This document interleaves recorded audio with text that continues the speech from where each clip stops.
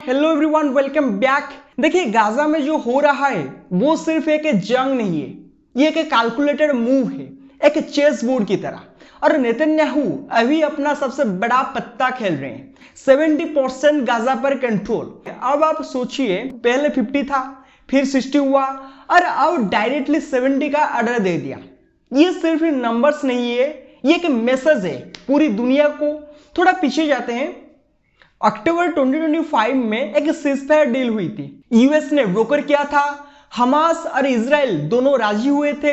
Deal simple थी। पहले phase में हॉस्टेजेस रिलीज होंगे, इजराइल प्रिजनर्स एक्सचेंज होंगे और सेकेंड फेज में हमास डिसआर्म करेगा, इजराइल अपनी आर्मी गाजा से पीछे खींचेगा। एक येलो लाइन थी, उसके पीछे इजराइल को जाना था। सुनने में तो बहुत अच्छा लगा, लेकिन वो सेकेंड फेज कभी आया ही नहीं। महीनों से स्टॉल्ड है, बिल्कुल रुका हुआ। और इधर नेतन्याहू एक कॉन्फ्रेंस में खड़े हैं वेस्ट बैंक के एक इजराइल सेटलमेंट में, और वहां ओपनली कह रहे हैं हम हमास को स्क्वीज कर रहे हैं। पहले 50 था, 60 हो गया, अब मेरा डायरेक्टिव है 70%।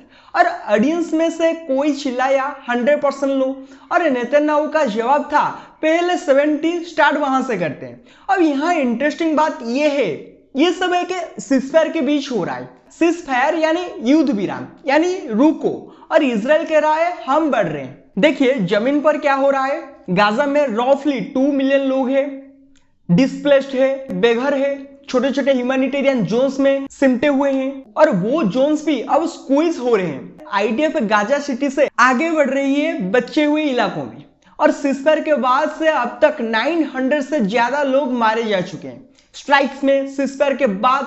अब सवाल यह है हमास क्या कर रहा है। यूएन सिक्योरिटी काउंसिल में एक रिपोर्ट आई, यूएन के रिप्रेजेंटेटिव ने कहा हमास प्रिंसिपल ऑब्स्टेकल है पीस का। हमास को डिसआर्म करना था, सिविलियन गवर्नेंस को अलाउ करना था, लेकिन हमास ने मना कर दिया। लेकिन हमास का आर्गुमेंट भी सुनिए, वो कहते हैं हम डिसआर्म करने को तैयार है, बट पैरेलल में, यानी हम हथियार छोड़े, साथ साथ इजराइल भी अपनी कमिटमेंट्स पूरी करे। और उनकी कमिटमेंट्स क्या थी? 600 ह्यूमैनिटेरियन एयर ट्रक्स रोज गाजा में आने देना, रिकंस्ट्रक्शन मटेरियल अलाउ करना, वाटर पाइप्स तक। क्या इजराइल ने वो किया? हमास कहता है नहीं, इजराइल कहता है हमास झूठ बोल रहा है, और दुनिया देख रही है दोनों को ब्लेम करते हुए। अब ध्यान दीजिए, ये वाला पार्ट बहुत इंपॉर्टेंट है। 26 मई 2026 गाजा सिटी के रिमाल नेबरहुड में एक एयर स्ट्राइक हुई। मोहम्मद ओड्डे मारे गए, और वो थे अल कसम ब्रिगेड्स के नए चीफ, हमास की एंड विंग के हेड। 2 हफ्ते भी नहीं हुए थे उन्हें इस पोजीशन पर, और उनसे पहले 2 और चीफ्स मरे जा चुके हैं। अक्टूबर 2023 से अब तक 4 अल कसम चीफ्स, चारों इजराइल ने किल किए। और इस स्ट्राइक में सिर्फ ओड्डे नहीं मरे, उनकी वाइफ भी, 3 बच्चे भी। इजराइल के डिफेंस मिनिस्टर ने कहा उन्हें उनके साथियों के पास भेज दिया हेल में। हमास ने क्या किया? गाजा सिटी में मासिव फ्यूनरल निकाला और कहा हमारा रेजिस्टेंस नहीं रुकेगा, चाहे कितने भी लीडर्स मारो। अब आप सोचिए, क्या लीडरशिप किल करने से कोई मूवमेंट रुकती है? हिस्ट्री कहती है शायद नहीं। और एक और ट्विस्ट है, इस पूरी कहानी में एक कमिटी बनाई गई थी, 12 Palestinian technocrats, NCAG, national committee for the administration of Gaza. इनका काम था गाजा में सिविलियन गवर्नेंस लाना, ट्रांजिशन मैनेज करना, हमास की जगह नॉर्मल एडमिनिस्ट्रेशन। ये लोग इजिप्ट में बैठे हैं महीनों से, इजराइल ने इन्हें गाजा एंटर नहीं करने दिया। सोचिए जरा, एक साइड कह रही है हमास हटो, दूसरी साइड कह रही है हम हटने को तैयार है अगर अल्टरनेटिव आए, और अल्टरनेटिव को बॉर्डर पर ही रोक दिया गया, तो फिर सोल्यूशन कहां से आएगा?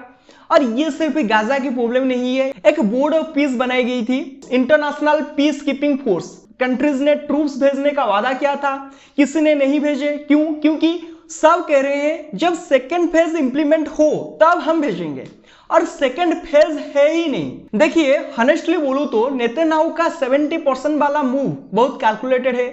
ये मिलिट्री स्ट्रैटेजी भी है, ये डोमेस्टिक पॉलिटिक्स भी है। इजराइल में उन पर प्रेशर है राइट विंग से, और ये मूव उस प्रेशर का जवाब भी है।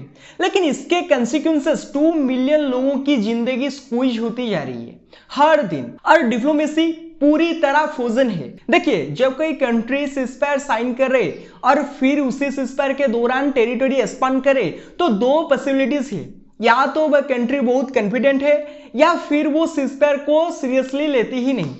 और हॉनेस्टली इजराइल के एक्शन देखकर लगता है दोनों सच है। अब यहाँ इंटरेस्टिंग बात यह है, ये सीज़फायर डील यूएस ने ब्रोकर किया था, अमेरिका ने, और अमेरिका का इजराइल के साथ रिलेशनशिप दुनिया जानती है, सबसे close allies, weapons, funding, UN में भेटो। तो जब नेतन्याहू पब्लिकली कहते हैं हम 70% तक जाएंगे, अमेरिका चुप रहता है। तो सवाल उठता है, क्या अमेरिका जेन्युइनली पीस चाहता है या ये सब एक बड़े स्क्रिप्ट का हिस्सा है? लेकिन जियोपॉलिटिक्स से पहले जमीन पर कुछ नंबर देखिए। 2 मिलियन लोग गाजा में है, इनमें से ज्यादातर डिस्प्लेस्ड है, यानी घर छोड़ चुके हैं। ह्यूमैनिटेरियन जोन्स जहां इन्हें जाने को कहा गया, वो जोन्स भी अब श्रिंक हो रहे हैं क्योंकि इजराइल का कंट्रोल बढ़ रहा है। और एड हमास कहता है इजराइल ने 600 ट्रक्स रोज का वादा किया था, वो नहीं आ रहे। Water pipes, reconstruction material, dual use items सब ब्लॉकेड।